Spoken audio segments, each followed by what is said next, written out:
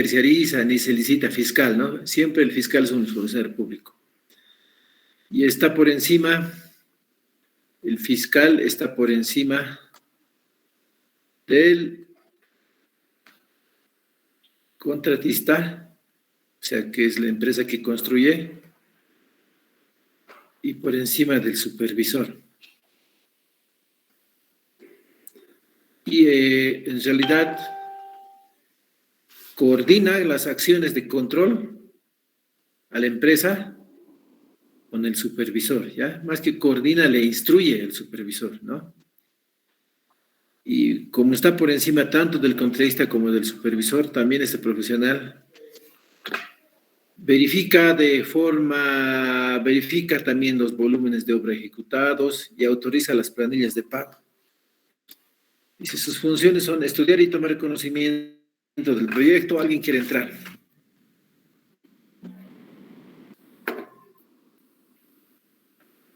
Estudiar y tomar conocimiento del proyecto y todos los documentos del mismo. Hacer un reconocimiento del lugar donde se emplazará el proyecto. Por ejemplo, los ministerios, bueno, la sede es en La Paz, pero el Ministerio de la Agua, Obras Públicas, tienen obras en todo el país y tienen que hacerse los fiscales presentes en el lugar de ejecución de la obra, ¿no? Por lo tanto, hacen continuas visitas y cada fiscal tiene asignado no una, dos, tres obras y hacen inspecciones, ¿no? Continuas a obra. Tomar conocimiento de la estructura del supervisor. El supervisor normalmente en obras grandes es una empresa y ellos proponen, ¿no?, una cantidad de personal. Hay un residente de supervisión, un ingeniero ambiental de supervisión, un responsable social de supervisión, o lo que les pidan, la estructura que les pidan, el fiscal tiene que verificar su cumplimiento, tiene que verificar que la empresa supervisora cuente con todo el personal comprometido y ellos autorizan el cambio, ¿no? Porque, como les decía, es muy común que unos profesionales son los que se presenten para la licitación y otros profesionales son los que ejecuten o supervisen. Pero mientras no se autoriza el cambio, la empresa, el fiscal verifica que los profesionales comprometidos son los que estén en obra, ¿no? Puede sancionar también la supervisión. Entonces, si se autoriza el reemplazo, siempre dice eso, tiene que ser con un profesional similar o superior experiencia específica, ¿no? Entonces, verifican sobre todo su experiencia específica y piden que sea por lo menos igual o mayor. También, obviamente, revisa el plan debajo de la supervisión, el cronograma de obras, y sobre todo el cronograma de desembolsos. Ya, porque como este es representante de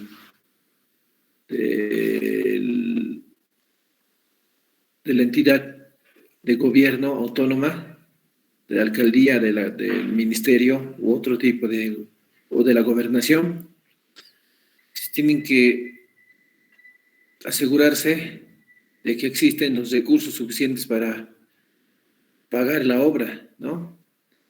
Entonces, por ejemplo, yo que trabajo con el BID, el fiscal eleva un informe, ¿no?, del cronograma de desembolsos estimado de acuerdo al cronograma de obra, o sea, verifica, digamos, de acuerdo a su cronograma de obra, eso vamos a hacer la evaluación de la obra. El mes 1 va a facturar tanto, el mes 2 va a facturar tanto, el mes 3 va a facturar tanto, el mes 4 va a facturar tanto, y por lo tanto solicita a la entidad financiadora que esos desembolsos se los haga, ¿ya?, a la cuenta del ministerio. Porque normalmente los ministerios trabajan con crédito, ¿no?, con entidades de crédito. Y no es que te dan todo el recurso el primer día, ¿no? Las entidades financiadoras te lo programan de acuerdo al avance de obra. ¿Tú qué tienes? Entonces tú tienes el cronograma presentado por la empresa y por la supervisión. En función de eso, eso lo monetizas, que vamos a hacer nosotros. Con eso creas el cronograma de desembolsos y con eso más o menos estimas qué tanto va a facturar. Y programas, ¿no? El de los desembolsos que debería realizar la entidad financiadora al ministerio. Aquí está el problema. Por eso es que hay tanta preocupación y ustedes seguramente cuando estén en esa función, porque es una de las funciones que cumplimos, ser fiscal, tener mucha exigencia porque nuestro jefe, que es el director o el viceministro, tienen los ministerios, viceministerios, un índice de cumplimiento de acuerdo a su ejecución presupuestaria, ¿no? Porque esto tú lo presupuestas, puede ser al inicio de gestión o para la siguiente gestión, más o menos cuánto vas a requerir para tus diferentes obras, de acuerdo al cronograma de avance. Tú presupuestas recurso, o sea, con mucho tiempo de anticipación. ¿Qué pasa si la empresa falla o no cumple o tiene mucho retraso? No vas a poder ejecutar este recurso económico porque todo esto va con un fin específico. No se puede utilizar para otra cosa. Tenías, digamos, para una obra tanto dinero estimado, no puedes utilizar para otra obra, ¿no? Porque cada una tiene un presupuesto específico. Por lo que de no ejecutarse la obra, te quedas con saldo en la cuenta final de gestión y luego te liquida, ¿no? Porque tú eres el responsable del seguimiento, ¿no? Por eso la parte fiscal de obra es bien importante en hacer todo el control, pero sobre todo el control económico del proyecto, porque tú tienes una meta, una exigencia de ejecución financiera y para eso tiene que haber avance de obra, ¿no? Para que haya avance de obra tienes que estar detrás del supervisor, ¿no? Porque si no, tu cabeza está en juego. Y yo les pido siempre hacer un balance ya entre la empresa, la supervisión, porque yo creo que es un trabajo de equipo y hay supervisores que friegan de las empresas, ¿no? Friegan y luego las empresas no pueden avanzar. Finalmente lo que te interesa a vos es el avance de obra. Entonces siempre se pueden acordar, si es que hay retrasos, mayor cantidad de frentes de trabajo, o sea, se puede corregir, ¿no? A otra cosa que hay empresas no tenga la posibilidad ni la actitud de corregir, haya sanciones sin pena ni gloria, ¿no? Pero traten de que la sanción sea el último recurso, porque sabes que la sanción también va a afectar a la ejecución, ¿no? Porque si la sanción es económica a la empresa, la económica de la empresa obviamente no va a tener ese recurso para ejecutar, entonces es mejor que se trate de que la empresa corrija o que incluya más material, más frente de trabajo o que corrija su ejecución de acuerdo a su cronograma, a la sanción. La sanción debe ser el último recurso en el caso de que tú no veas siempre la alternativa, pero tú debes prever también que los recursos, si bien no lo puedes destinar a otro proyecto, porque la empresa está retrasada, tú puedes incluirlo o hacer un informe para que dentro de los ajustes al presupuesto o al POA, porque toda institución tiene un POA, si es que hay otros proyectos en el ministerio, se ejecuten para otros proyectos, ¿no? Esto por eso es muy delicado, ¿no? Por esto caen los fiscales, ¿no? O sea, porque tienes que ejecutar la obra y para eso tienes que garantizar los recursos y si la empresa no avanza, entonces los recursos están garantizados y no ejecutas y te liquidan a vos. O también pasa el paso inverso de que, como ahora está pasando, la coyuntura actual es que no hay recursos en el Estado porque por el tema del COVID la recaudación es muy baja y aparte tenemos que pagar mucha deuda, ¿no? Porque nos hemos prestado mucho los últimos años, es decir, una política del gobierno, ha habido déficit fiscal. ¿Qué es déficit fiscal? Significa que el gobierno gasta más de lo que genera, ¿no? Desde el año de la gestión 2014. Y para cubrir el déficit fiscal que ha hecho el gobierno, se ha ido prestando, ¿no? Ha dicho, como hay déficit, lo que vamos a hacer es impulsar la economía por el consumo propio. ¿Qué han hecho? Y eso nos ha convenido a nosotros, les comento, por ejemplo. Han hecho grandes préstamos de los bancos, sobre todo del PIB y del CAF, con lo cual se han hecho hartas inversiones en obra pública, obviamente para que ese recurso llegue se distribuya, digamos, cuando se construye una obra siempre hay los dueños, los albañiles, las que venden comida y todo lo demás, o sea, se distribuye ese recurso, pero el déficit fiscal lo único que ha hecho es crecer más y obviamente ahora tenemos que pagar los préstamos, encima no tenemos buena recaudación por lo que no existen en los ministerios recursos. Ahora mejor tienes avance de obra de las empresas, te deben harto, ¿no? Yo que estaba trabajando en Emagua hace poco, la deuda con las empresas era multimillonaria, ¿no? Tenías una deuda bien grande y mejor a los revés, las empresas ya no podían seguir avanzando más porque no tenían ya recursos, han avanzado todo lo que han podido, porque las empresas procuran, y es usted cuando estén construyendo, avanzar lo más rápido posible, porque sabes que el día que tienes la obra parada o que no puedes ejecutar, cuesta. ¿Por qué?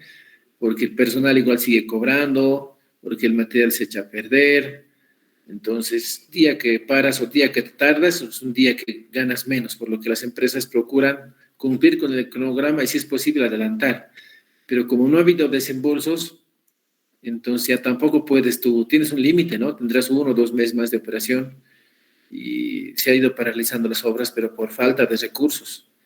Y ahí también tienes que informar de manera oportuna esas paralizaciones de obras por falta de desembolsos y priorizar, digamos, las obras, digamos, de mayor deuda, porque eso también trae, digamos, problemas al ministerio, porque tienes unos límites establecidos de contrato, de pago, y también la empresa puede cobrar intereses. Entonces, todo eso es la función del fiscal, ¿no? Aparte de que obviamente controla al supervisor y coordina con él las actividades, ¿no? Que se va a realizar para el control de la obra. Y otras funciones del fiscal deben ser verificar todas las actuaciones del supervisor y del contratista, autorizar el inicio de actividades de la supervisión, o sea, el fiscal le da la orden de proceder al supervisor, autorizar y o tomar conocimiento de la emisión de orden de proceder del contratista, revisar, verificar y aprobar certificados de avance. Certificados de avance, por si acaso, son planillas para el pago, ¿ya?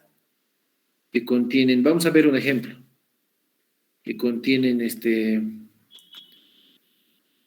que es todo un checklist de varias, ¿ya?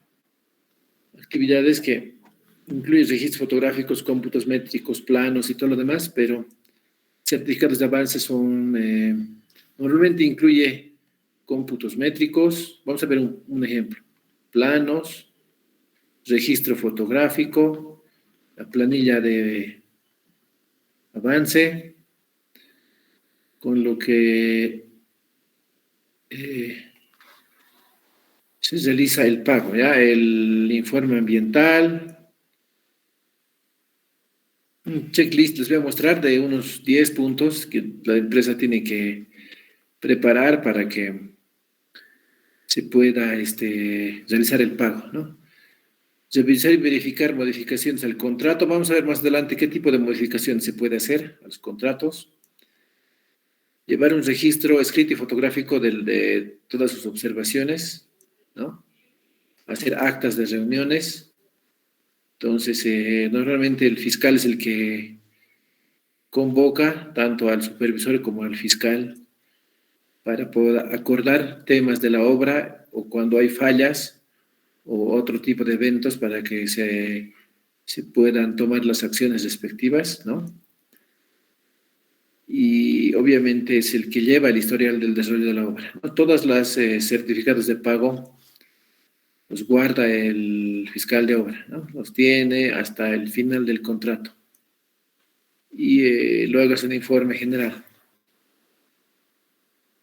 Dice que La responsabilidad civil bueno, tanto las empresas constructoras como los supervisores, dice, tienen una responsabilidad civil, ¿no?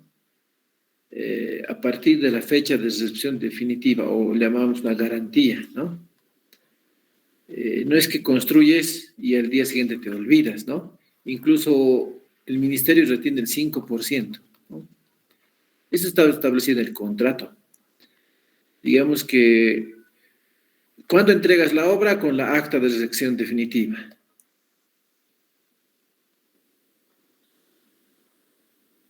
A partir desde la orden de proceder, aquí voy a poner, orden de proceder, que es el inicio de la obra,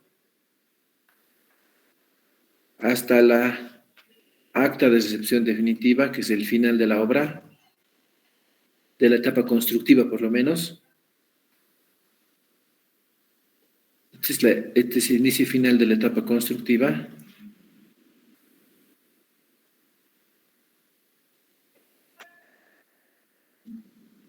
La instalación está a cargo del contratista, o sea, de la empresa. Por lo tanto, tú tienes en todo este periodo un sereno, guardias, todo lo que resguardo necesario para que la obra esté a tu cargo, ¿no? Muchas veces la recepción definitiva se posterga. ¿Por qué se posterga?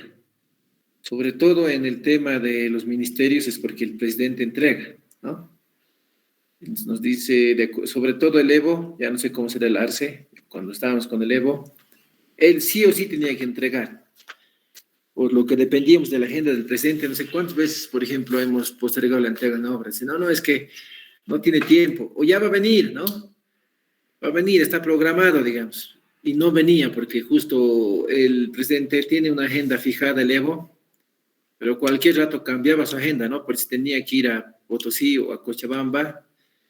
Y dice, no, lleve nomás a mi casa, listo. ¿Ya qué va a hacer el presidente? ¿No? Entonces, le esperamos, no llega. Y por lo tanto, se retrasa la recepción definitiva. Y él sí o sí entregaba, ¿no? No sé cómo será con el presidente Arce. Por lo que esta es un acto más, o sea, a veces se retrasa o a veces se hace con el fiscal, sobre todo el fiscal es el que recibe, y luego ya con el presidente se hace un acto simbólico, ¿no? Pero desde la orden de proceder hasta la acta de recepción definitiva está la obra a cargo de la empresa. Cualquier daño que ocurra, porque puedes haber terminado la obra, hay un periodo hasta la recepción definitiva, cualquier daño que ocurra en la obra, yo qué sé, deterioro, lo tienes que cubrir, ¿no? Porque tienes que entregar todo intacto, ¿no? Bien pintadito, por ahí llueve justo esa noche fuerte y lo ha despintado o se ha ensuciado o cualquier cosa, tienes que entregarlo intacto. Luego del acta de recepción definitiva, el fiscal lo entrega al gobierno municipal o a la gobernación. Normalmente los gobiernos municipales, porque los proyectos normalmente se hacen para los gobiernos municipales, entonces lo entrega al gobierno municipal. Y ahí recién pasa a manos del gobierno municipal, ¿no? Y el gobierno municipal dice, no es que la empresa se olvida, ¿no? Tienes un tiempo de garantía, lo que llama responsabilidad civil. Dice, tienes 3 años para el tema estructural. No sé, cualquier daño, se raja una columna, se cae, digamos, hay algún daño estructural, tú tienes que cubrir, dice. 2 años para el tema de las instalaciones, ¿no? Y 1 año para los materiales. Entonces, este tiempo adicional, la empresa no es que se pierde, ¿no? La entrega al día se pierde, tienes que cubrir, ¿no? Y eso incluso algunos contratos establecen una retención del 5%. Y digamos, dice, hasta 1 año más, ¿no? Tienes para cubrir todos los defectos. Llueve y la canaleta se ha tapado y se ha doblado y se ha caído. Entonces tienes que cambiar la canaleta, ¿no? O normalmente los defectos que ocurren son cuando hay eventos climáticos adversos, mucho viento, mucha lluvia, y si eso afecta, digamos, a las instalaciones, tienes que cambiar. Peor la estructura, ¿no? Si hay algo que afecta a la estructura, tienes que demolir, tienes que cubrir. Y te retiene el 5%, porque por ahí, digamos, alguna empresa no es, se pierde, ¿no? Le llamas, nunca aparece, entonces ya, pues como se ha perdido, ellos lo hacen con este monto, ¿no? Y una vez que concluye ese periodo, recién te devuelven el 5%, ¿sí? Se establece en cada contrato, ¿no? Pero dice la responsabilidad civil por daños no se cumple al día siguiente de la entrega de la obra. Se atiende todavía un periodo por el cual tú debes de cubrir los daños que se produzcan. Y eso es grave porque como ya no tienes ni personal en la obra, tienes que contratar otro personal, llevar, ¿no? Pero es tu obligación. En cuanto a los espacios públicos, dice, ¿qué es la vía pública? La vía pública es el espacio que está destinado al libre tránsito, ¿no? Por lo que sirve para ventilación, iluminación, asolamiento, ¿no? Y dice, ¿qué es la línea de nivel? Es la traza del terreno que limita el terreno, ¿no? Que limita el predio con respecto a la calle, ¿no? Entonces, tienes aquí las vías y el que establece línea de nivel es el gobierno municipal, ¿no? Aquí tienes aceras y sería la calzada. Sería el nivel o el límite del manzano, yo diría. Tú para la construcción tienes que sujetarte a la línea de nivel. Entonces, sí se permiten volados, ¿no? Depende de si es avenida o calle. Si es avenida hasta 1 metro, si es calle hasta 80 centímetros, depende de, ¿no? La ley de uso de suelos. Pero la construcción debe sujetarse a la línea de nivel, y eso que otorga el gobierno municipal. Entonces, hay muchas vías que no están en línea de nivel. Por ejemplo, el Príncipe de Paz, el curso básico, la línea de nivel es el edificio construido, ¿no? El patio está dentro de la vía, dice. En algún momento, ¿lo ve? Aquí está. Es el Príncipe de Paz, por decirlo, está construido aquí y aquí adelante un patio, ¿no? ¿Por qué no han construido adelante? Ustedes dirán, porque eso no está en línea de nivel, ¿no? Dice, algún día lo demolerán, dice, y van a habilitar vía. Solamente que las casas de al lado también no cumplen la normativa, por ejemplo. Entonces, como el Príncipe de Paz es nueva construcción, entonces el gobierno municipal no ha autorizado, ¿no? Que se pueda construir adelante y que debe haber un retiro porque tienen que entrar en línea de nivel, es un ejemplo. Todas por lo tanto, las construcciones se realizan respetando la línea y nivel, o sea, la línea demarcadora de la vía, el límite de la vía y el nivel, ¿no? ¿Qué es el folio real? Es documento que acredita el derecho propietario. Entonces, obviamente es un documento fundamental, ¿no? Porque sin derecho propietario, nunca te van a dar la autorización para construcción. Tienes que demostrar que eres propietario y recién puedes construir. En cuanto a las instalaciones sanitarias subterráneas, dice, deberían ser localizadas en las calzadas o jardineras centrales en cumplimiento a la normativa, dice. Entonces, obviamente hay un proyecto específico y hay también instancias para cada una específicas. Por ejemplo, agua y alcantarillado es EPSAS, ¿no? Energía eléctrica es de La Paz, ¿no? Gas y EPFB.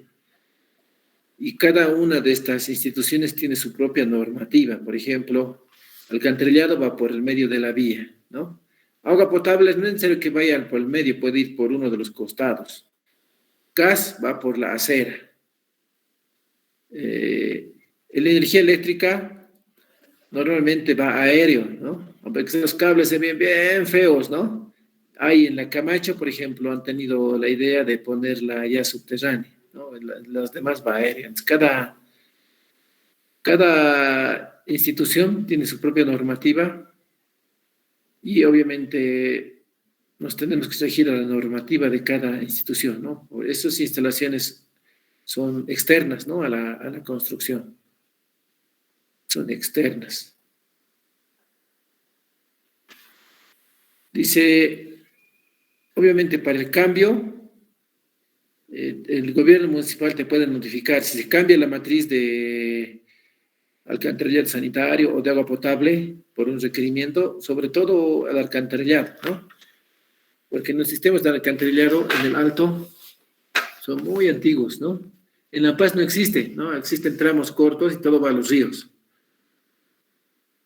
Y uno de mis primeros trabajos, y se les cuento como anécdota, era inspector de ríos en el gobierno municipal de La Paz, porque La Paz tiene como cerca de 400 ríos subterráneos y muy poca gente conoce, ¿no? La ubicación. Había unos dos nomás que conocían en el gobierno municipal a detalle, y eran ellos dos como la memoria, y por eso que ellos antiguos eran, nadie los votaba porque nadie conocía, porque tampoco ellos se preocupan por hacer planos, ¿no? Ellos saben qué ríos hay y por dónde se entra cada río, por ejemplo. Entonces íbamos con los encargados, bajamos al río para hacer inspección de los embovedados, ¿no? Porque no, en época seca es común esas inspecciones para prever los mantenimientos para época de lluvias. Pero ya ahí yo me he dado cuenta que todos los sistemas de alcantarillado de La Paz, o sea, los ríos sirven como sistemas de alcantarillado, ¿no? Y hay conexiones clandestinas y no clandestinas, ¿no? Y nosotros a medida que hacemos inspección ya nos llegaba nomás el desecho en la cabeza, ¿no? Por eso nadie quería, ¿no? Hacer ese trabajo, era para alguien joven, ¿no? Y, por ejemplo, si hubiera cambio de la matriz de instalación sanitaria, que hay, ¿no? Porque les decía, son muy antiguas, en el Alto, pueden poner, antes se utilizaba tubería de cemento y la tubería de cemento está totalmente, ¿cómo se dice? Son incluso diámetros muy pequeños, 4 pulgadas, 6 pulgadas. Y ahora se está utilizando tubería de PVC. Entonces el gobierno municipal hace un proyecto, obviamente EPSAS, para el cambio de la matriz, o del agua, o del agua servida, o del agua potable. Y lo que te notifican, y dice, el propietario tiene la obligación de realizar ese cambio a la nueva matriz, ¿no?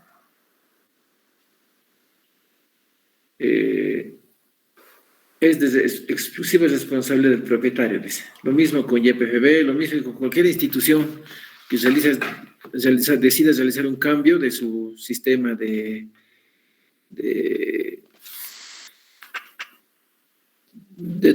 externo, digamos por decir, de dotación o de evacuación. Entonces tú estás obligado a adecuarte a tu costo, dice, ¿no?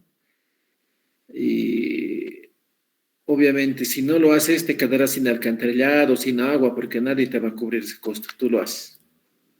Autorizaciones, dice, la que autorizan, es el gobierno municipal la que emite la licencia de construcción, tanto para obras públicas como para obras privadas, dice. También eso incluye, por si acaso, ampliación, incluye la construcción, la ampliación, modificación, reparación, remodelación, demolición o mantenimiento. Cualquiera de estas actividades, tú debes informar, y el que te otorga la licencia es el gobierno municipal.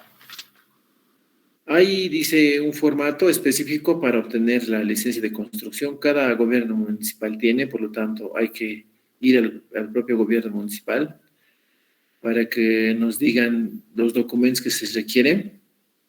También se establecen plazos. El caso del gobierno municipal es bien ordenado, ¿no? Tenemos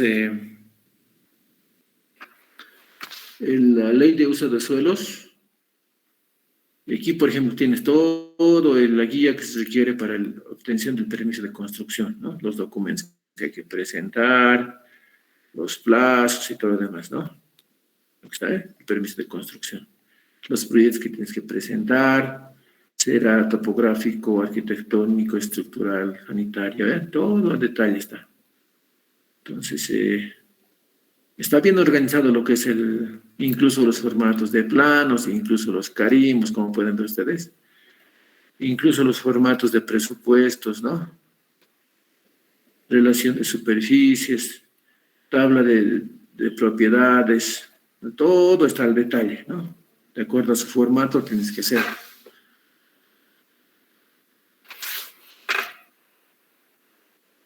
Y bueno, de manera general, la documentación solicitada para emitir la licencia de construcción, dice, es la siguiente.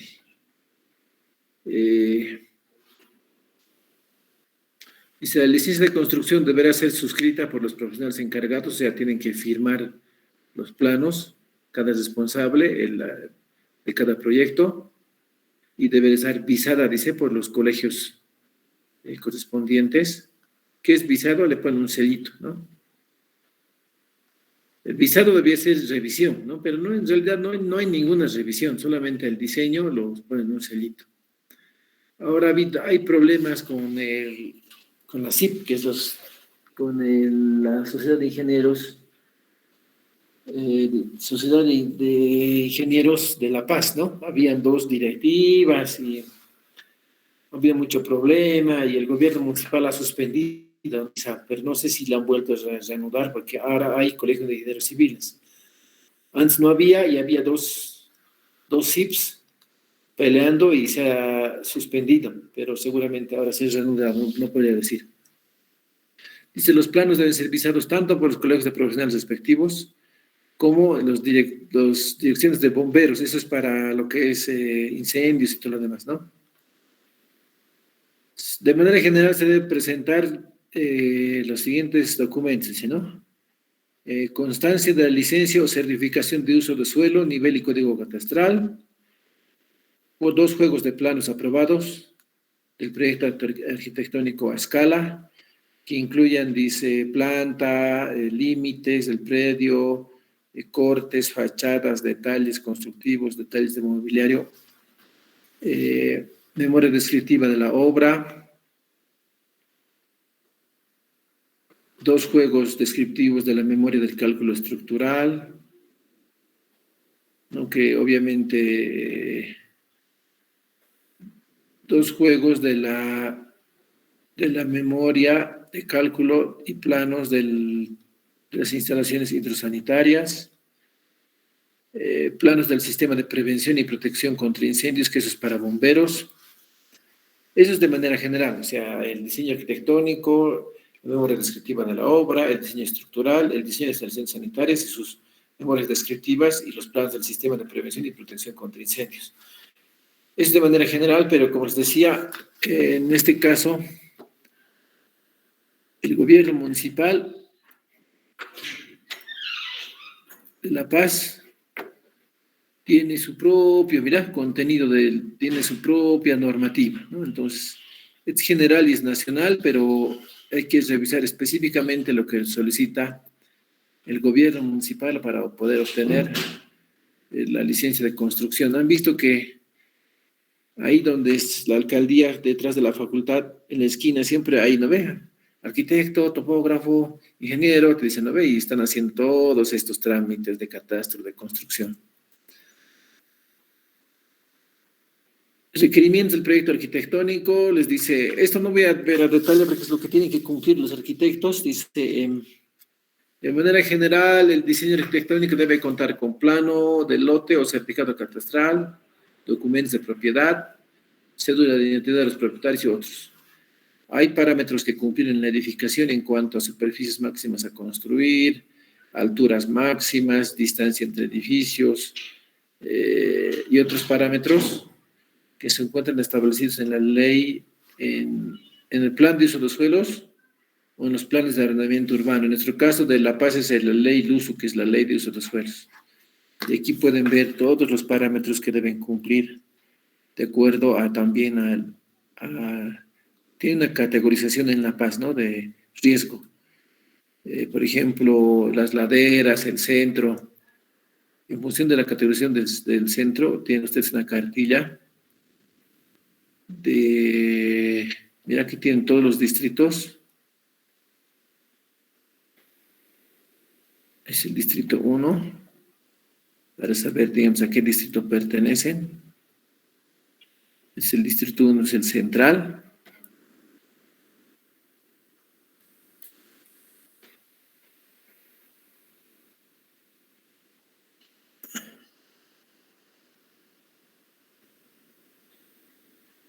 Aquí hay formatos de carimbos, formatos de planos, formatos de permisos, las guías de aprobación tanto de construcción, de planos ASBIL, de propiedad horizontal, autorizaciones de soluciones. Y aquí tienen las cartillas, ¿dónde está?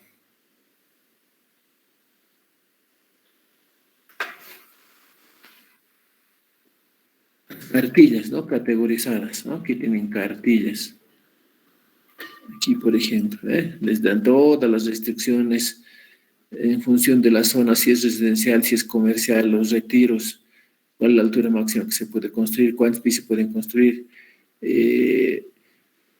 incluso, digamos, el espacio que debe haber necesario para la ventilación de los ambientes, como o el espacio vacío que se deja para baños, para cocinas, todo está aquí detallado, ¿no?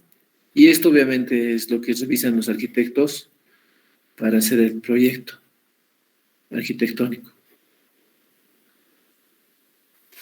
Entonces, todos los parámetros los pueden tener acá, ¿no? En esta dirección. Y es que normalmente son los que toman los arquitectos para la construcción, ¿no? Dice, se deberán contemplar, dice, sistemas que minimicen el consumo de agua potable. Se deberán contar con sistemas de captación y recolección diferenciada de aguas pluviales y residuales. Dice que no se pueden mezclar, que deben ser separados. En edificios o condominios, dice, deberán tener espacios para almacenamiento de residuos sólidos, que es lo que hay que contemplar en el diseño. Se deberá constar que en los ambientes de asoleamiento, sea sol, la ventilación deben tener espacios descubiertos necesarios para lograr una buena ventilación e iluminación. Eso es, ¿no? El espacio que se deja. Dice, para edificaciones hasta 4 plantas, el espacio de ventilación e iluminación debe ser de por lo menos 2x2. Es el vacío que se deja desde el primer piso, ¿no? Para que por aquí van los ductos de sanitarios, eléctricos, ¿no ve? Y para mayores a 4 plantas deben ser de 3x3. Siempre se deja ese espacio de ventilación en toda edificación, van a ver, ¿no? No puede ser toda la superficie construida, debemos hacer lote y en tu plano siempre hay un espacio, ¿no? De ventilación y iluminación y esto puedes construir, ¿no? Y obviamente en el espacio de ventilación colocarás la cocina, colocarás los baños aquí, ¿no? Y aquí colocarás la sala, los dormitorios, todo lo demás. Todo lo que es cocinas y baños deben ir pegados al espacio de ventilación, porque por aquí van a bajar los ductos sanitarios. Dice, en cuanto a iluminación, debes tener por lo menos el 20% de la habitación, o sea, las ventanas deben ocupar, dice, por lo menos para dormitorios y salas, el 20% de la superficie de la habitación, de esos dormitorios y salas. Así es, reglas sencillas, que ustedes pueden ver, no he puesto todo, pero ustedes pueden ver a mayor detalle aquí en el documento que les he pasado, todo lo que es el proyecto arquitectónico.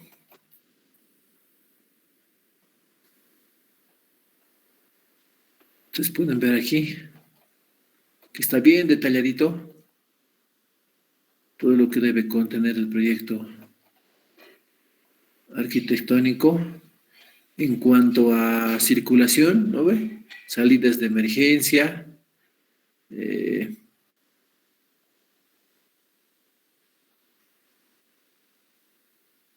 cuanto a circulaciones horizontales, ¿no? Los pasillos, por ejemplo, deben ser por lo menos de 90 centímetros, en edificios públicos y en privados por lo menos de 90 centímetros.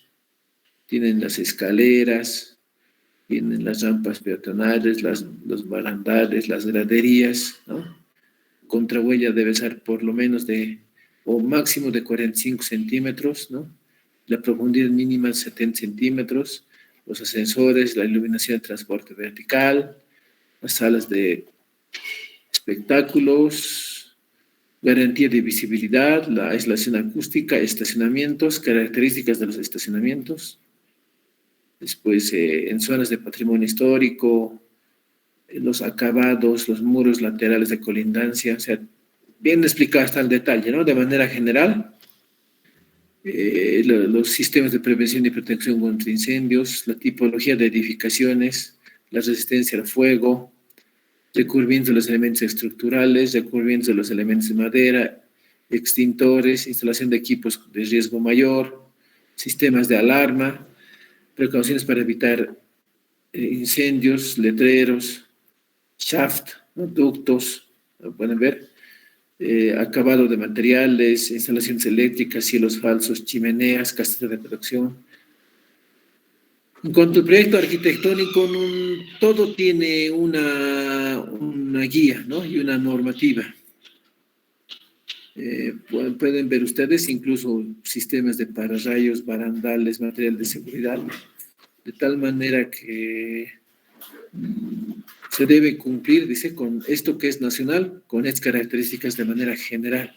Y obviamente ya en el ámbito municipal ahí también tiene normativa específica, en nuestro caso es la ley de uso. Entonces, sería bueno a ustedes que le den una leída a todo esto para que sepan qué es lo que debe cumplir una edificación en cuanto al diseño arquitectónico y verificar si se cumple esto, ¿no? Cuando les pasen el plano arquitectónico, verificar si todo eso se cumple y si no se cumple, entonces hacer corregir con el arquitecto o la medida que se habría tomado o por qué se habría tomado esa medida y no se cumpliría, digamos, con lo que está establecido en el reglamento de edificaciones. Luego tienen los proyectos de ingeniería. Y en los proyectos de ingeniería está sobre todo, a ver, primero viene la instalación sanitaria. Dice, en cuanto a la instalación sanitaria, dice, bueno, los proyectos de ingeniería deben ser desarrollados por profesionales en cada área, o sea, desde un geotecnista, un ingeniero civil estructural, un ingeniero civil sanitario, un ingeniero eléctrico y un ingeniero ambiental, ¿no? Cada proyecto de ingeniería debe ser elaborado por el profesional en cada área, dice. Pero, de todas maneras, el director de obra y o supervisor, o residente, mejor dicho, el director de obra y residente, tienen la obligación de verificar la seguridad estructural. O sea, por lo tanto, no pueden construir a ciegas, dice. Vean, la responsabilidad va sobre el director de obra y sobre el residente de obra. Por lo que si les muestran, bueno, si les dan los planos de construcción, lo ideal es que lo vuelvan a hacer correr, ¿no? Con los parámetros que ha tomado el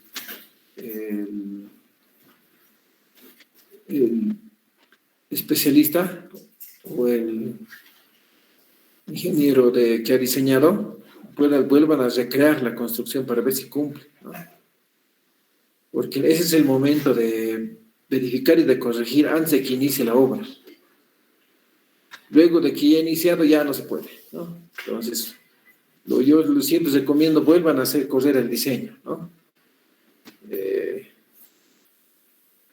Pueden ver las cargas que han considerado, también todos los escenarios de carga, si han tomado sismo o no han tomado sismo, volver a recrear todo el diseño antes de construir. Es obligación del director de obra y del residente de obra.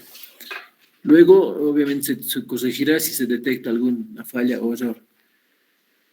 En cuanto a las instalaciones sanitarias, se debe cumplir con la norma NB 688, que es de alcantarillado sanitario pluvial, y 689, que es de agua potable. Dice, toda instalación debe contar con medidor de consumo, ¿no? Eso se hace cargo o ustedes lo consiguen de EPSAS. Luego dice, si tienes en la red pública, dice, una presión inferior a 10 metros de columna de agua o edificaciones de más de 3 pisos, debes considerar un tanque de almacenamiento que te permita, con sistema de bombeo que te permita almacenar todo el agua que se consume por lo menos en un día. Equipado con sistema de bombeo. Debes, dice, considerar que las tuberías y válvulas, las conexiones, pueden ser de PVC, de fierro galvanizado o de cobre. En realidad utilizamos más PVC, ¿no? Polivinilo. ¿Por qué? El fierro galvanizado, a pesar de que tiene una protección interna y externa antioxidante, con el tiempo, al pasar de los años, siempre se oxida, ¿no? O se acumula material en el interior. Si vas reduciendo la sección, se van a dar cuenta en tubería antigua. Por lo que no es muy recomendable, porque cuando empieza a oxidarse, esos residuos de la oxidación, luego pueden ser consumidos, ¿no? Entonces, haciéndonos daño a la salud, por lo que ya no se recomienda de fierro galvanizado. Se utiliza PVC y cobre, es muy caro, ¿no? Por lo tanto, no tenemos esa costumbre de cobre, sí PVC, ¿no? Y también dice que se tienen que tener instalaciones sanitarias, de artefactos sanitarios que nos permitan cierre automático o aditamentos economizadores de agua, ¿no? Por ejemplo, en cuanto a los grifos, es mejor instalar grifos que se cierren de manera automática, ¿no? Como en los baños públicos. Y dice, los inodoros deben tener una descarga máxima de 6 litros, las duchas una descarga máxima de 10 litros por minuto, lo mismo con los lavamanos, tinas, lavaderas de ropa, lavaplatos, su consumo máximo debe ser 10 litros por segundo. Entonces, prevé la norma el uso eficiente del agua, ¿no? Que es un bien no renovable y que todos tenemos la obligación de cuidar. Hay otras también, en cuanto a las instalaciones sanitarias, bueno, otro tipo de recomendaciones que está de manera general, cajas interceptoras, canales, pendientes mínimas y todo lo demás que ustedes lo pueden revisar. Todo esto es bueno revisarlo para ver si el proyecto que les están pasando cumple. Hay lo mismo para instalaciones eléctricas, lo mismo para instalaciones telefónicas y para instalaciones de gas. De hecho, cada uno tiene un proyecto separado. Y en cuanto a la seguridad estructural, ¿no? También tienes, en cuanto a la seguridad estructural, bueno, todas las características que tenemos que considerar en cuanto a los acabados, recubrimientos, garantía de elementos estructurales y no estructurales, cálculos estructurales, ¿no? Imprevistos, juntas constructivas, todo está, digamos, detallado acá. No lo he hecho porque es muy largo de hacer. Pero mira aquí, en caso de que haya restos fósiles arquitectónicos, si el proceso de excavación se encuentra en restos fósiles arquitectónicos, se da a suspender inmediato la excavación y notificar al gobierno municipal para que se proceda de acuerdo con la norma vigente. Ahí interviene el Ministerio de Culturas y debes contratar un arqueólogo, ¿no? Para verificar todo el tema. Aquí están todo lo referente a la seguridad estructural de la obra. Ahí tienen los problemas en las estructuras, las obras provisionales, las construcciones dañadas. Bueno, luego tienes el proceso constructivo. No voy a esto analizar mucho a detalle, les he mostrado de manera general, porque esto lo van a ver en sus materias específicamente en el futuro, ¿ya? En dirección de obras, en construcción de edificios, lo van a ver a mayor detalle y aquí tienen fachadas y revoques. Pero, digamos, ya les estoy anticipando un poco para que ustedes puedan verlo. Y aunque no pasaran en sus materias futuras, igual, digamos, esto es como la Biblia, ¿no? Tendrían que conocerlo y revisarlo, ¿no? A la hora de, antes de iniciar cualquier construcción, ¿no? Porque es la guía boliviana de construcciones. Ese documento ya les he pasado al grupo.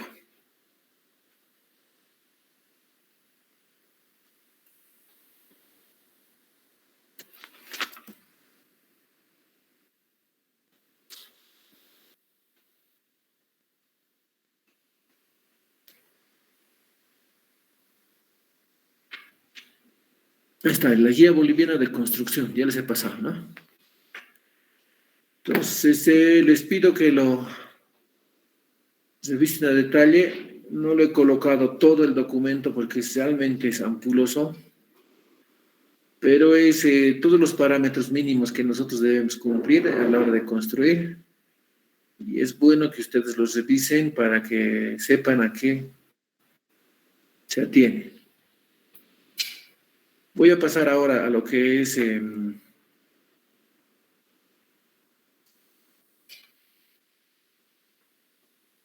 sistema de administración de bienes y servicios. También esto de manera rápida, porque igual lo han debido ver ustedes ya en ingeniería legal. ¿No ven? ¿Lo han visto en ingeniería legal?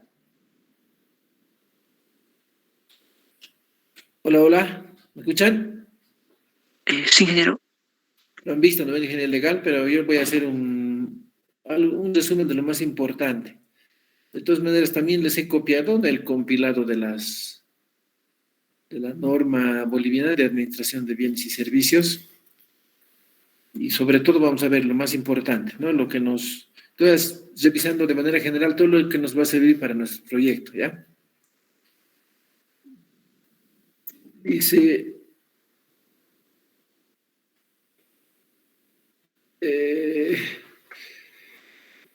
NBSAPS, Decreto Supremo número 0181, ¿no? Que es son las normas bolivianas del Sistema de Administración de Bienes y Servicios, aprobado por el Decreto Supremo número 01081, que recientemente se ha corregido para lo que es la presentación de propuestas virtuales. Nos dice, el artículo 13 del Decreto Supremo 0181 o 0181 establece las siguientes modalidades de contratación y sus cuantías. Dice, tenemos la contratación menor, que se divide en dos, ¿no? Que es de 1 boliviano a 20.000 bolivianos y de 20.000 bolivianos a 50.000 bolivianos, cuya contratación es inmediata, pero sujeta a la normativa RESAPS. ¿Qué es RESAPS? Es a la normativa específica de la institución pública contratante. Nosotros como o el gobierno municipal, las gobernaciones, cualquier institución de carácter público que manejen fondos públicos, incluidas las universidades, cuentan con un reglamento, RESAPS es reglamento específico del Sistema de Administración de Bienes y Servicios, que regula las contrataciones de hasta estos montos, ¿no? En el caso de la universidad, yo que, bueno, he sido director del curso básico el anterior semestre, para 1 a 20.000, la contratación era directa, o sea, podía invitar directamente al contratista. Hemos hecho, digamos, sobre todo en estos montos, refacciones pequeñas, ¿no? Pintado de muros, hemos hecho las refacciones de los laboratorios de química y física, y los montos eran pequeños para refacciones de aulas, sobre todo pintados o sistemas eléctricos hemos cambiado todo lo que son las luces a luces LED, ¿no? Entonces, entraba dentro de esta categoría menos de 1 a 20.000 y directamente se realizaba la invitación a un contratista, ¿no? De 20.001 a 50.000 se hacía una cotización, ¿no? pedía a una empresa que haga una cotización, eso lo colgaba en el SICOES, y en función de la cotización, otra empresa podía enviar otra cotización, como una puja, ¿no? Veía las características de lo solicitado y podía hacer una puja para hacer una cotización menor. Hemos hecho la refacción del laboratorio de física 100, que era más de 20.000 bolivianos, porque es un ambiente grande. Le cuento que con esta modalidad, nosotros, de acuerdo a la estructura de precios unitarios aprobado, hemos calculado 40.000 bolivianos para la refacción del laboratorio de física, y las empresas han reducido el costo hasta 30.000 bolivianos, que es la empresa que 10.000 bolivianos ha reducido, no la que se ha adjudicado, que puede ser, digamos, una ventaja.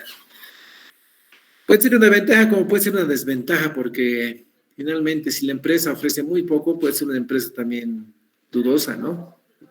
Quién sabe la calidad de la obra que haga, ¿no? Después tienes la modalidad de apoyo en su contratación menor. Para terminar, tiene que ser de acuerdo a reglamento específico de la institución. Y cada institución o entidad de gobierno tiene su propio reglamento específico. O sea, hay que regirse a eso. Incluso en el caso de la UNSA, está colgado ya en YouTube. Si ustedes quieren hacer, digamos, obras para la universidad,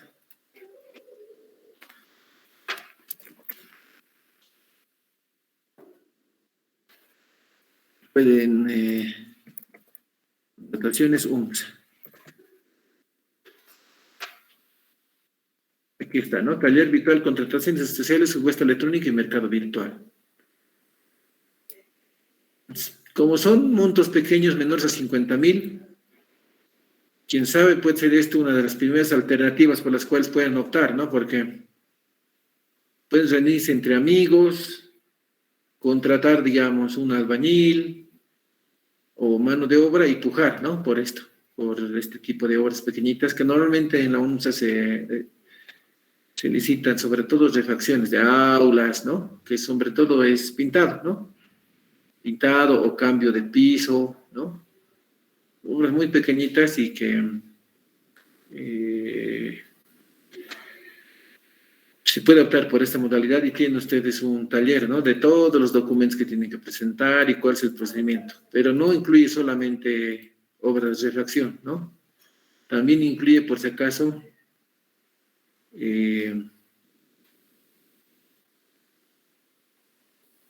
también incluye provisión de insumos, ¿no?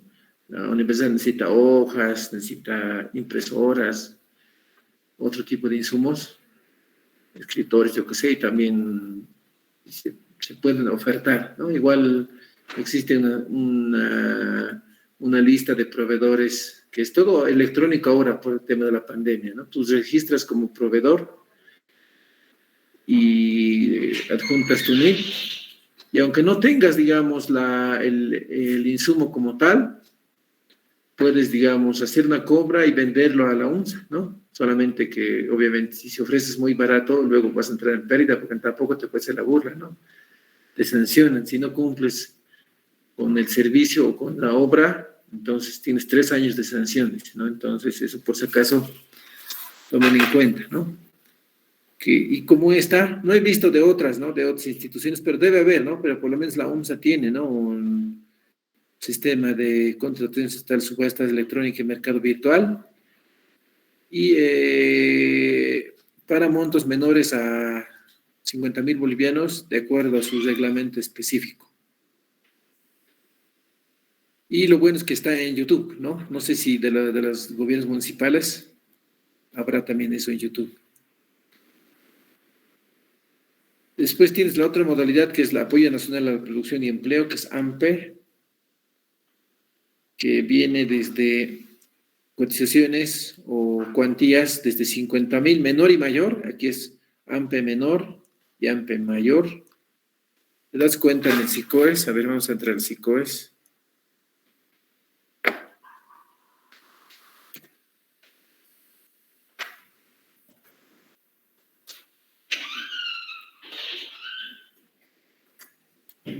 Ahí está el mercado virtual, ¿no?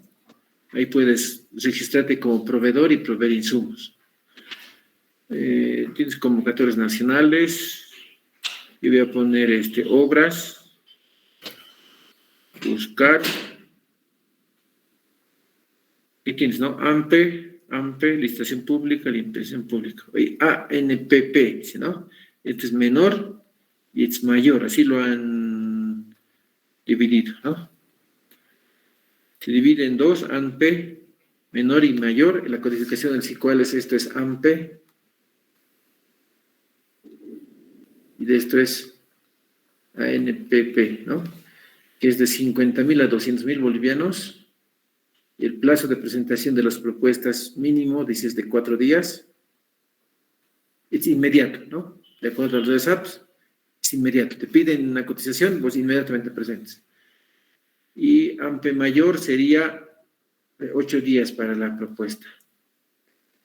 Y esto se hace, la licitación se hace de acuerdo a un documento base, ¿no? De BC, de acuerdo a un documento base de contratación. Y existe un formato en el SICOES para licitación de obras públicas o también servicios bajo la modalidad AMPE. Ahí está. Ahí sería el formato.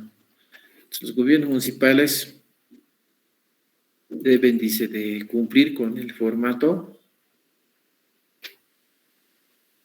Ustedes obviamente es otra área de la que van a trabajar y lo que deben hacer es complementar, ¿no?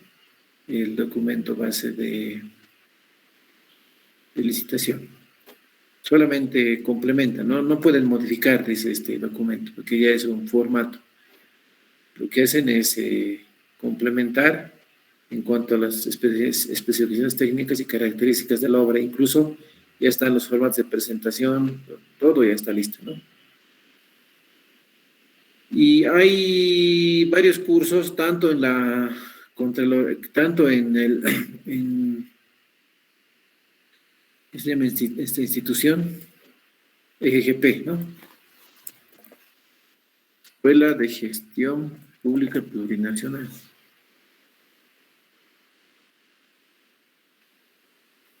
La Escuela de Gestión Pública Plurinacional tiene todo este tipo de cursos para la ley 1178, la ley 01, la ley, las normas APS, las modalidades de contratación y todo lo demás. Que es necesario que ustedes pasen, ¿no? Porque dice todo funcionario público, sobre no todos que somos nosotros ingenieros civiles, y hay una alta posibilidad de que seamos funcionarios públicos. Debemos, mira, aquí por ejemplo tienen curso especial de contrataciones especiales, inicia el 14 de febrero, modalidad virtual, 19:30 a 21:30, ¿no? 3 semanas, inversión 350 bolivianos, a ver. Entonces, aquí les especifican en cupos agotados, mira, lamentable, ¿no? Porque ya ha empezado el día de ayer, ¿no? No hay ningún cupo, pero estos lanzan de manera continua, ¿no? Ustedes pueden ir a averiguar. Sobre todo de contrataciones especiales, porque está orientado a los modelos de contratación y a toda la documentación que ustedes deben cumplir siendo funcionarios públicos para la licitación, para poder colgar en el sistema la obra, ¿no? Y tienen otra que es de la ley, las normas NBSAPS, ¿no? Habían tenía hasta francés, mira, francés, educación superior, planes operativos anuales POAS. Hay también becas, mira. Yo les recomiendo que por lo menos este curso, que es el curso especializado de contrataciones especiales, y el curso de las NBSAPS, Decreto Supremo 0181, lo hagan, ¿no? Porque si van a trabajar en el gobierno municipal y tenemos una alta posibilidad de trabajar, sí o sí les van a pedir, ¿no? Que hagan este curso, porque es obligatorio.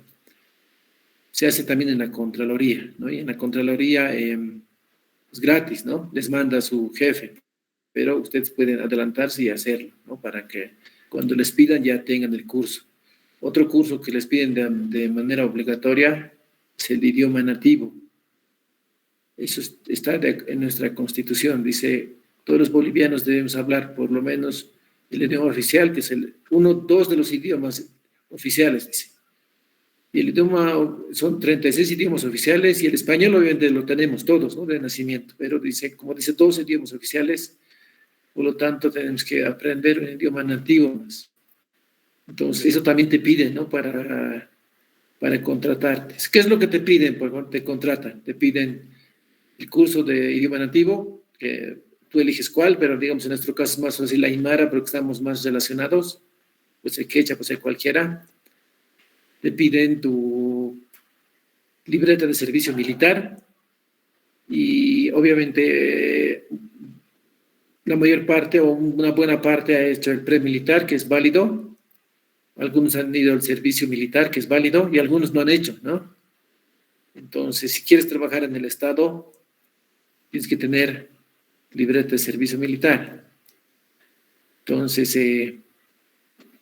ustedes, como los que todavía no tienen, están a tiempo, ¿no? Eso es una recomendación. ¿Por qué? Porque como están trabajando, como están estudiando, mejor dicho, pueden tramitar la libreta de servicio militar por redención, ya que ustedes están estudiando, ¿no? Se van a Cofadena, y que queda en la 6 de agosto, 20 de octubre creo que queda, y ustedes tramitan ahí su libreta de servicio militar, si es que no tienen todavía, porque por razones de estudio, o sea, que presté una nota, que por razones de estudio no hemos podido realizar servicio militar, y tienen que pagar un monto de multa, o sea, tienen que pagar un monto, creo que son 3.000 bolivianos, y multa por cada año, ¿no? Que son, no sé, digamos que son 500 bolivianos, 300, no sé cuánto era por cada año. Yo he hecho ese, por ejemplo, porque no he hecho ni mi servicio militar, ni el premilitar. No había en mi época premilitar. Y no es obligatorio para la tramitación del título. En mi época era obligatorio para la tramitación del título. Ahora ese requisito ha sido excluido, ¿no? En el gobierno del MAS. Pero echa la trampa, si quieres trabajar en el Estado, te piden. Por lo tanto, tomen esa previsión. Así, ¿qué previsión tiene que el sector público? Uno, libre de servicio, ir a Cofadena.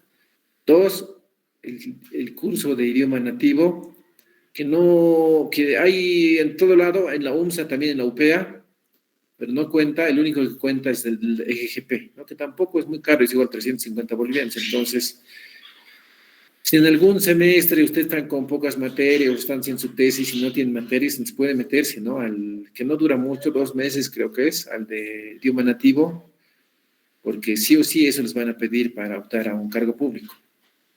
Y el de modalidades de contratación, ¿no? Eso es por nuestra especialidad, porque somos ingenieros civiles y necesitamos saber lo que son las modalidades de contratación, ¿no? Y háganse también las NBSAP. Ya tienen más o menos qué cursos tienen que optar. Son cursos de corta duración todos, 3 meses. Mientras en su tesis sería bueno, porque no van a tener materias, para poder optar a un cargo público. Entonces, tenemos aquí las dos modalidades.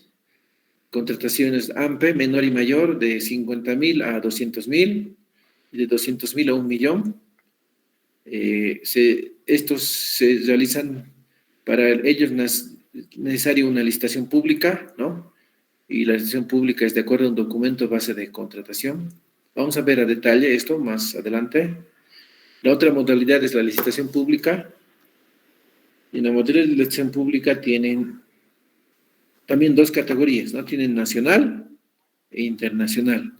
Nacional de 1.000.000 de bolivianos, o de 1.000.000, un boliviano hasta 70 millones, e internacional mayor a 40 millones de bolivianos. Aquí tienen los plazos mínimos de presentación de ofertas.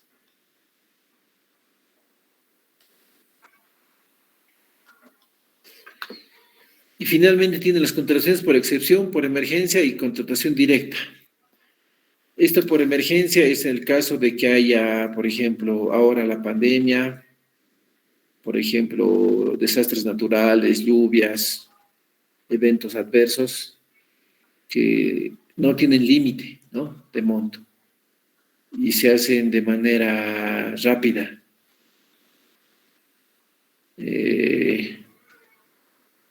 Se saltan todos los pasos de la normativa, incluso se pueden invitar empresas, ¿no?, que estén, que puedan entrar de manera directa en contratación por emergencias.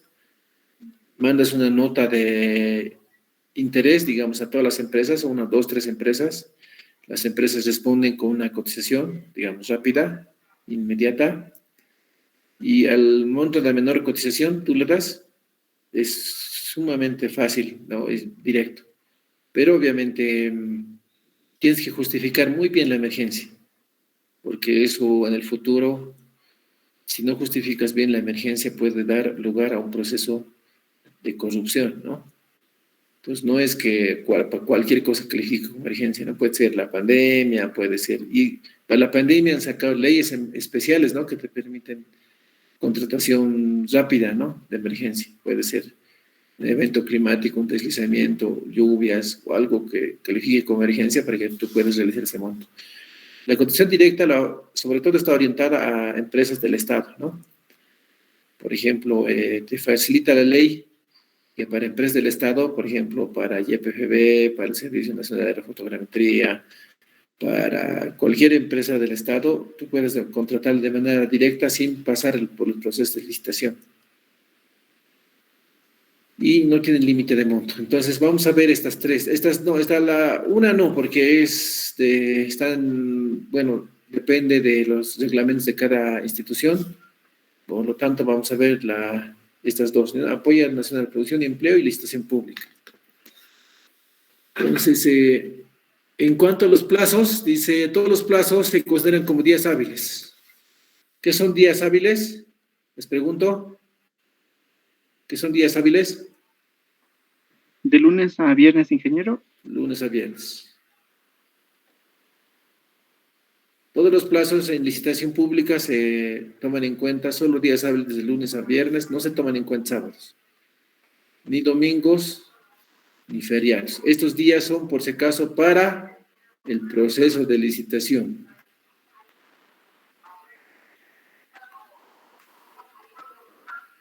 Para ya cuando están en fase de ejecución, aquí le voy a poner fase de ejecución. Ahí está también hecha la ley, hecha la trampa.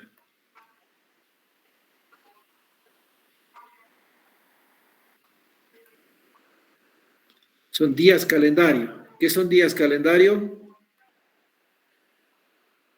¿Alguien sabe? ¿Qué son días calendario? Creo que son todos los días excepto los sábados y el domingo. No, el domingo y feriados. Nada, días calendarios son todos, incluidos sábados, domingos y feriados. O sea, los procesos de licitación, dice, los plazos se consideran en días hábiles, pero en la fase de ejecución en días calendario. ¿Qué incluye? Domingos y feriados, todos los días, ¿no? Los 365, incluidos domingos y feriados. Los sábados, domingos y feriados. Por lo tanto, los cronogramas de ejecución se programan en días calendario. Pero tú no trabajas, ¿no?, domingos y feriados. Puedes trabajar si quieres, pero no es recomendable. ¿Por qué no es recomendable? ¿Por qué no es recomendable trabajar domingos y feriados? ¿Por qué? A ver, acuérdense de sus clases de ingeniería legal. Se paga más por... Se paga, ¿no? Tienes incluso un horario, dice. Si pasas de las 8 de la noche, por hora trabajada, en horario nocturno, que es más de las 8 de la noche, pagas más el 25%. Si pasas domingos y feriados, pagas triple, dice. O sea, del sueldo que le pagas por día, tienes que pagarle otros 2 sueldos más. Por eso es que no conviene, ¿no? Pero, digamos, el plazo establece para la ejecución de la obra días calendario, o sea, incluyendo sábados también dicen, la obra se debe entregar en 1000 días, eso significa días calendario, ¿no? En tu cronograma de obra tienes que tomar en cuenta domingos y feriados.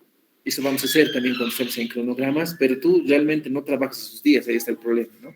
Por lo tanto, tienes que tomar en cuenta, por eso tomar en cuenta todos los feriados y todos los domingos, vas a tener menos días de los que realmente de tu plazo para la ejecución de la obra, porque tú trabajas en días no hábiles tampoco, porque trabajas más sábado, ¿no? Pero tampoco trabajas en días calendario, ¿no? Tú trabajas, las obras se trabajan de lunes a viernes y sábado media jornada, ¿no? El hombre tiene que cumplir 48 horas semanales y la mujer 40 horas semanales. Entonces tú puedes hacer los 6 días, 8 horas, porque 6 por 8 es 48, pero normalmente haces más, ¿no? 9 horas haces. Porque dentro de tus horas incluye el almuerzo, ¿no? Entonces trabajas, por decir, de 8 a 12 en obra y les das una hora para almuerzo, de 12 a 13, por decirles así. Y de 13 a 17 serían 9 horas, pero esto es incluyendo el almuerzo más, que no lo puedes excluir, ¿no? Y tú obviamente tienes que también dotar a los trabajadores de un comedor en obra. Depende de la envergadura de la obra, ¿no? Un ambiente o son obras obviamente fuera de la ciudad, sí o sí, ¿no? Si es en la ciudad, ya puedes darles una hora para que vayan a almorzar y volver. O una señora, finalmente contratas a una señora para que obra traiga la alimentación, que es lo mejor, ¿no? Porque estás libre para que vayan a almorzar, se pierden, no vuelven en su momento, tarda, ¿no? Mejor que tú te asegures de la alimentación, ¿no? Y para eso tienes que tener un ambiente adecuado, dice, ¿no? Por si acaso eso te verifica el Ministerio del Trabajo, no es así nomás, ¿no? Entonces son 9 horas, 9 horas por día, de 8 a 12 y de 13 a 14 sumando el almuerzo, ¿no? Por lo que el domingo el sábado solo trabajas media jornada, de 8 a 12 más.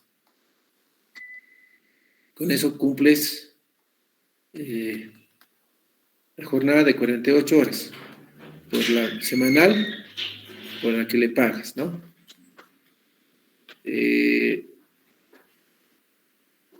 Si le pides que trabaje domingo o feriado, tienes que pagarle triple, ¿no? Eso dice la ley del trabajo. O sea, lo que pagas por día, por decir, pagas al día, yo qué sé, un albañil debe ser 20 bolivianos. Ahí, vamos a ver, va a conseguir revista de presupuesto y construcción y ahí están, digamos, lo que se paga por hora, digamos que es 20 bolivianos, yo qué sé, por día, y si le has hecho trabajar 20 es muy poco, ¿no? Digamos, 100 bolivianos por día al maestro, por jornada. El domingo, ¿cuánto le correspondería? Si 100 bolivianos por jornada, ¿cuánto le correspondería? 300. Si es triple, 300 bolivianos, ¿no? Y eso si quieres, tú no le pagas, las estás de la vista gorda, ¿no? Pero él va al Ministerio de Trabajo y te hacen pagar, ¿no? Porque como tú les has hecho trabajar domingo y feriado, estás en la obligación de pagar triple, eso dice, ¿no? Si pasas las 8 de la noche, tendrías que pagarle más el 25%, si en vez de pagarle 100, 125, o por hora, si pasas a las 8 de la noche. Entonces, por eso es que nos limitamos a unas horas de trabajo y nos limitamos a unos días de trabajo, ¿no? Por obligaciones que tienes contractuales. Pero en tu plazo de ejecución, eso también es lo malo, que eso incluye los domingos y feriados, y realmente tú no trabajas domingos y feriados, ahí está el problema, ¿no? Pero eso está en tu cronograma de obras y realmente tú tienes menos días, ¿no? Que eso tienes que considerar también cuando hagas tu planificación de tu proyecto.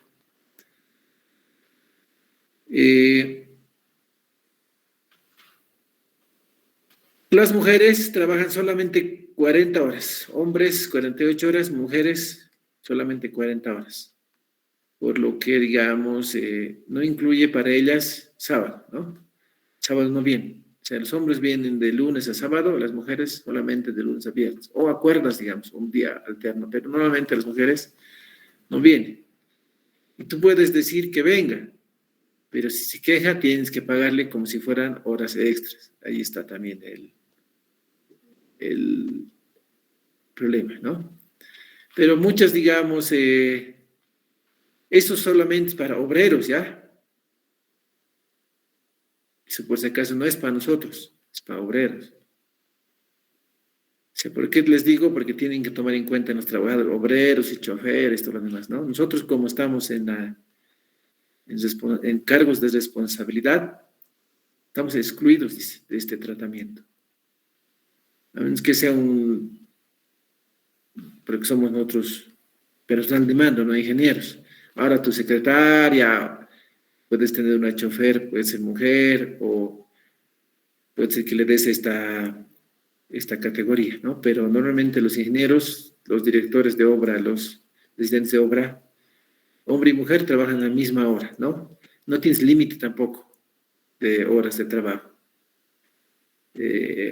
Si es necesario, entras más temprano y sales más tarde, porque obviamente tú estás a cargo de la obra, ¿no? Todo este tema de horas laborales es solamente para obreros, ¿no?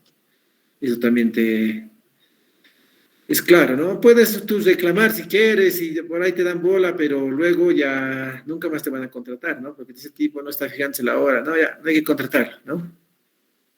Y normalmente yo jamás he pedido, ¿no? Estas horas, digo, de quedarme, incluso me he quedado a dormir en la obra para que haya avance, ya ven, con el otro turno, digamos, porque cuando estás cerca del plazo y tienes que cumplir porque la sanción es grande, entonces, ¿qué haces? Contratas otro turno, ¿no? Específico nocturno, y al turno nocturno ya le pagas nomás lo que corresponde. O otro, y con el otro turno, ¿quién va a trabajar? Tú tienes que trabajar, ¿por qué? Pues eres el director o eres el residente, entonces, ¿te van a pagar algo? No te van a pagar nada, ¿no? ¿Te van a dar las gracias? Pues, posible que sí, porque tú has hecho cumplir la obra, entonces tienes que quedarte, ¿no?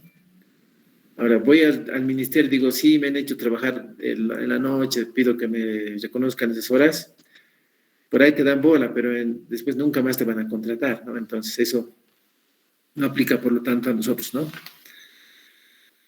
Y dice el precio referencial, obviamente hemos dicho que las obras para previa solicitación se hace un proyecto, ¿no? Y ese proyecto ustedes lo hacen ustedes mismos para AMPE.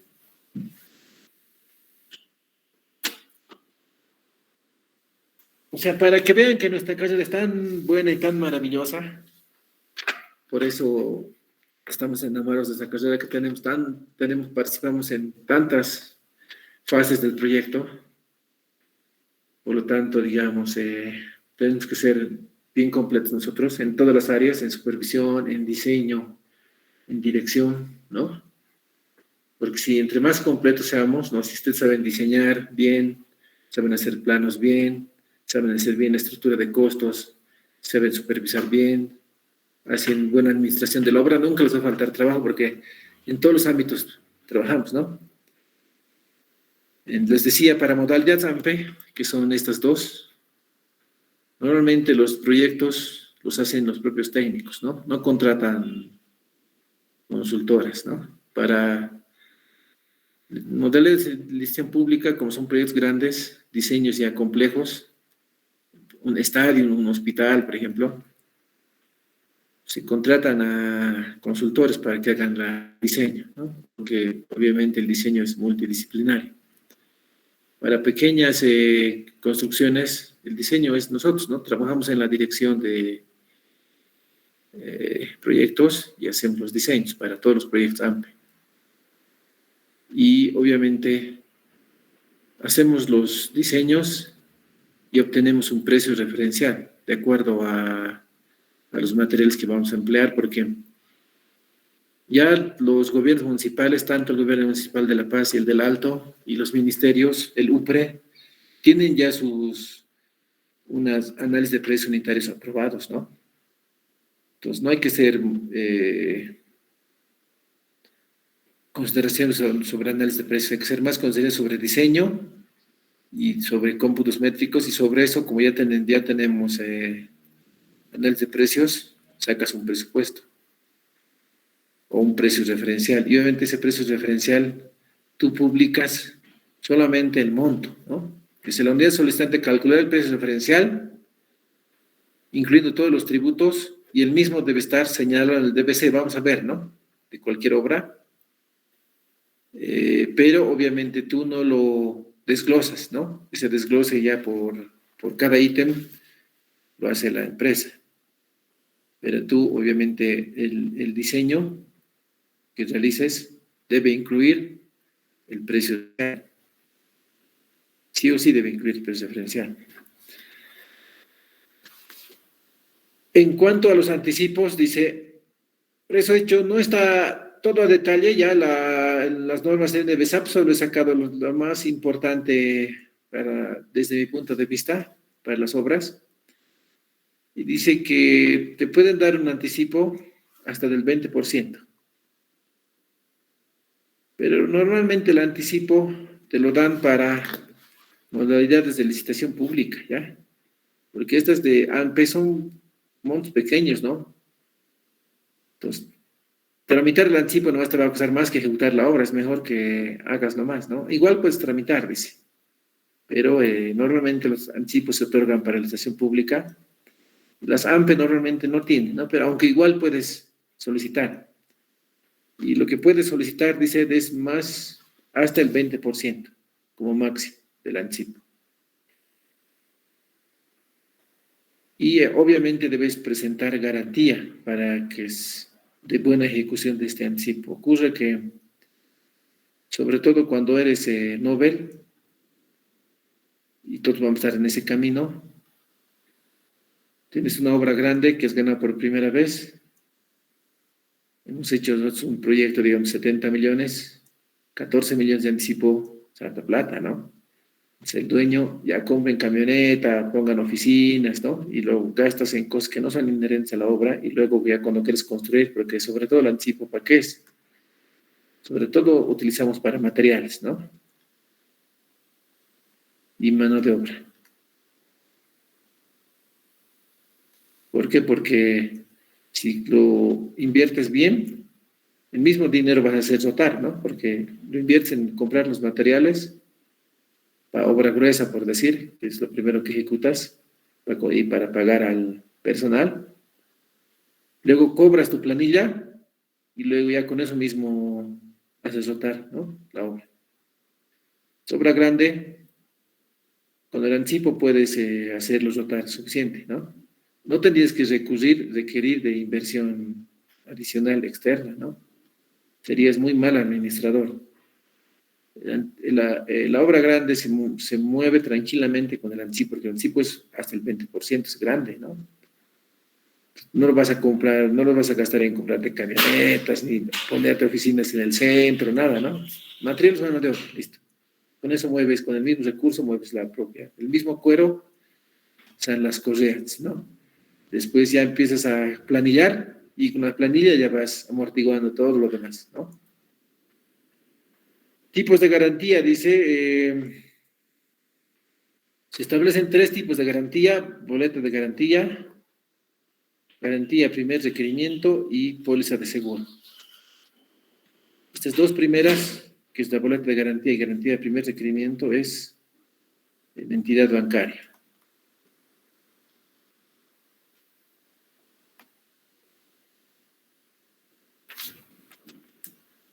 Y esta última, que es la póliza de seguro, es en aseguradora. Las tres deben cumplir, dice, con el requisito de que sea renovable, irrevocable y de ejecución inmediata. Si eso no se especifica claramente, te pueden anular. Nos hemos ganado una licitación, pero no decía específicamente en ninguna parte del documento que es renovable, es revocable y de ejecución inmediata. No decía, ¿no? Dice, se extiende la boleta de garantía para cubrir tal obra y listo. ¿No? Pero dice, expresamente debe señalar, aquí dice por eso, expresar, ¿no? Expresamente debe señalar que es renovable y revocable y de ejecución inmediata. Si no señala eso de manera expresa, puede dar lugar a la anulación de la propuesta. Y después de haber hecho tanto trabajo, porque para presentarse una licitación es pues trabajo de esclavo, ¿no? Día y noche no duermes, no comes, no ves a tu familia, estás desde la mañana hasta la noche en la oficina durante 1 o 2 semanas para poder alcanzar, y por boleta que da allí para llorar, ¿no? Así que eso siempre verifiquen ustedes, ¿no? Que expresamente señale que es renovable y revocable de ejecución inmediata, ¿no? Obviamente que en cuanto a boleta de garantía y garantía de primer requerimiento, tú, como se emite por entidad bancaria, tú respaldas mediante una cuenta bancaria, o sea, tienes que tener ese monto, ¿no? En el banco, y con respecto a tu cuenta bancaria te dan la boleta, o debes presentar, dice, garantía de bienes públicos, ¿no? O sea, pedí una boleta, yo que sé, de 30 millones de bolivianos, por decirles un monto, para obras grandes, o tienes que tener 30 millones en el banco para que te emitan la boleta, porque si es que por incumplimiento te ejecutan, ellos de tu cuenta lo debitan, ¿no? O tienes que tener bienes por el valor de ese monto, ¿no? Ya tienes que tener casas, autos, yo qué sé, de tal manera que puedas llegar hasta ese monto, ¿no? Y si no cumples, obviamente, como has dejado eso como garantía hipotecaria, el banco los remata y con eso recupera, digamos. ¿Por qué dice de ejecución inmediata? Porque ante sola notificación de incumplimiento por el gobierno municipal o cualquier gobierno o cualquier entidad de gobierno, dice que el banco debe hacer efectivo esa boleta. Si no has incumplido, te han dado tus notificaciones, has incumplido con los plazos de ejecución.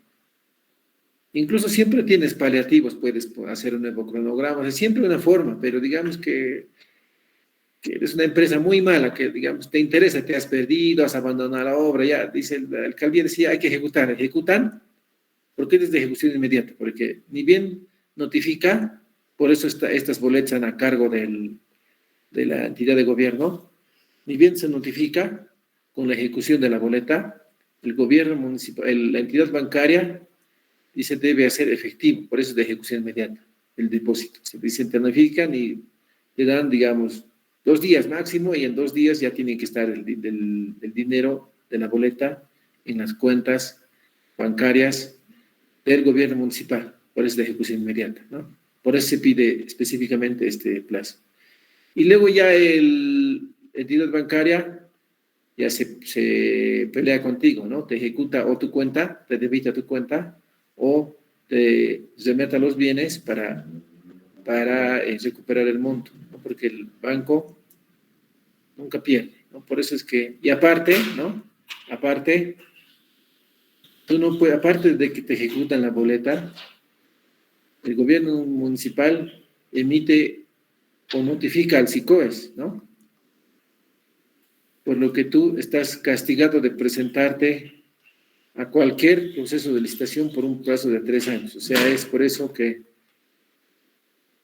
en obras el tema es serio, ¿no? Por eso es que hay que hacer un análisis muy profundo de la estructura de costos, porque mucha gente, y eso siempre ocurre con las empresas nuevas, se presentan nada más por precios bajos, ¿no? Y luego no te da el costo. O sea, te presenté, me voy a adjudicar para hacer experiencia, rebajaré, dice, ¿no? bajo. He visto empresas que ya demasiado bajo, ¿no? Ni siquiera vale la pena. ¿Cómo va a ser? Dice entonces. Como les he dicho, hemos licitado mantenimiento teníamos un presupuesto de 40.000 bolivianos y alguien lo ha hecho por 30.000, menos 10.000 menos, ¿no? ¿Qué cosa habrán ganado? Yo digo. Y si no cumples, encima de que te ejecutan las boletas, no puedes presentarte a más obras. Por lo que, aunque no te salga, porque ya no has hecho un buen análisis de costos y digamos que sale muy bajo tu precio y no vas a ganar nada, y inclusive puede ser que pierdas un poquito, igual tienes que concluir, ¿no? Porque si no concluyes, olvídate, ¿no? Ya es el acabose, ¿no? Aparte de quien se quiebra, ya no te pueden contratar más, ya tienes que dedicarte a otra cosa, ¿no? Es por eso nuestro rubro es difícil y serio, ¿no?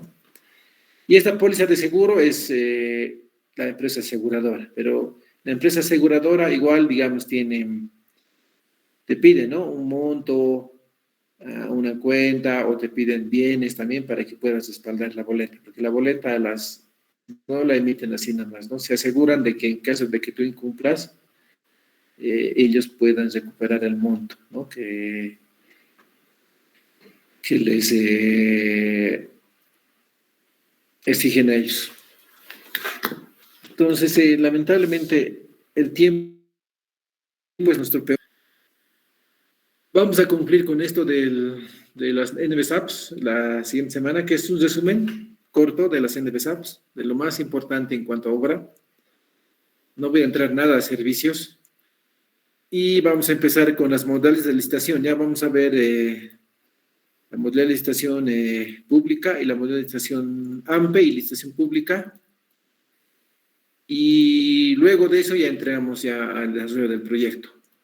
Entonces, vayan buscando, ya tienen hasta este fin de semana para buscar el proyecto que van a desarrollar. Hemos dicho un proyecto de edificación, puede ser una vivienda de 2 pisos para arriba, un hospital, un centro cultural, cualquier vivienda de edificación, incluso sus proyectos de dibujo, de hormigón, no sé.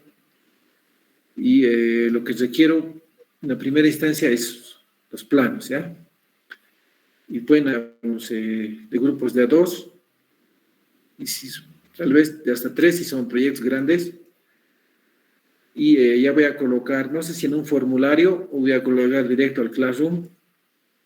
Es que no tengo, ¿saben por qué no he lanzado todavía? Porque no hay todavía las listas de oficiales, ¿no? ¿Se siguen inscribiendo? Creo que hoy día es el último día de adición y retiro de materias, ingeniero. Ah, ya, por eso no he obtenido la lista oficial de inscritos. Entonces, ya con la lista oficial de inscritos, voy a lanzar ya esta primera actividad, que es presentar los planos. En esta primera solamente los planos del proyecto, ya en AutoCAD. Desde el plano estructural, plano sanitario y arquitectónico. Entonces, si han descargado del SICOES, entonces, como está en PDF, tienen que convertirlo a AutoCAD, ¿no? Y por ahí tienen ya en AutoCAD, que sería lo mejor, y les voy a pedir en primera instancia esos 3 planos en formato AutoCAD.